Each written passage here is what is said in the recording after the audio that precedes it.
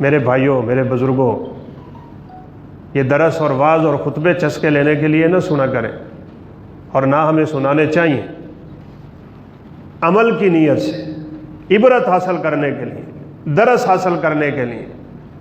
رونے دھونے کی سی کیفیت ہونی چاہیے جب ہمارے ساتھ ایمان کی باتیں ہو رہی ہیں۔ یزید بن ہارون رحمۃ اللہ علیہ ایک بہت عظیم محدث گزرے، بڑی خوبصورت آنکھیں تھیں ان کی۔ ان کے شاگرد کہتے ہیں میں نے ان سے علم پڑھا، سیکھا، پھر سفر کر کے دوسرے علاقے کے علماء سے دین سیکھا، پھر اگلے علاقے۔ ایک لمبے عرصے کے بعد میرا استاد جی کے پاس آنا ہوا تو میں نے دیکھا کہ میرا استاد آنکھوں سے نابینا ہو چکا ہے، آنکھیں ختم ہو چکی۔ تو میں نے کہا میرے شیخ آپ کی آنکھیں بڑی خوبصورت تھیں، کیا ہوا آپ کی اتنی خوبصورت آنکھوں کو؟ کہا بیٹا سحری کے وقت رب کے خوف کے رونے نے میری آنکھیں خراب کر دی۔ ہم روتے ہیں، اللہ کے سامنے روتے،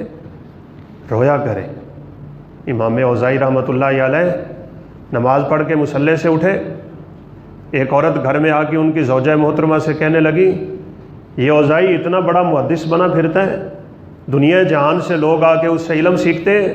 اس مصلی پہ نماز پڑھی ہے جس پہ بچہ پیشاب کر کے اٹھ گیا ہے، ایسے مصلی پہ بھلا نماز ہوتی ہے؟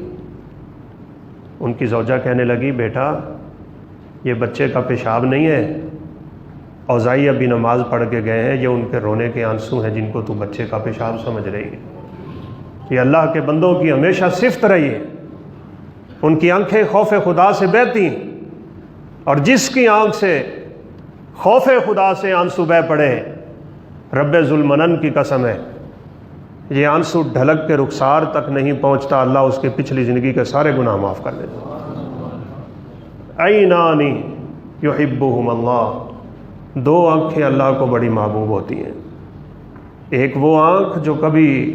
توفیق ملے اس کو کہ اللہ کے رستے میں پہرا دے دے۔ رباط یوم فی سبیل اللہ خیر من الدنیا وما فیہا، ایک حدیث میں فواق الناقہ کے الفاظ، اونٹنی کا دودھ دوتے دوتے جتنا ٹائم لگتا ہے،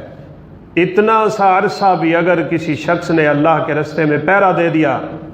اللہ اسے اتنا اجر دیتے ہیں کہ قیامت کا کوئی عمل بھی اس کا مقابلہ نہیں کر سکتا۔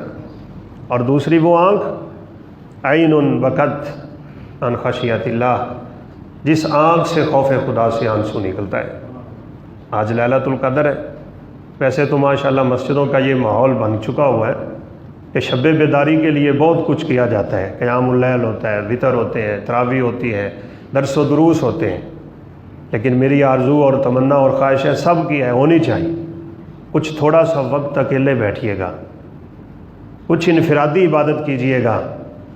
اپنے رب کو منا لیں، اللہ کے سامنے روئیں،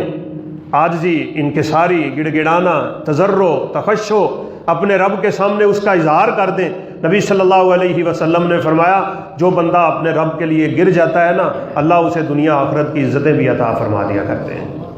یہ چاہیے، اللہ ہمیں اپنا خالص بندہ بننے کی توفیق دے، اور اللہ ہمیں اپنی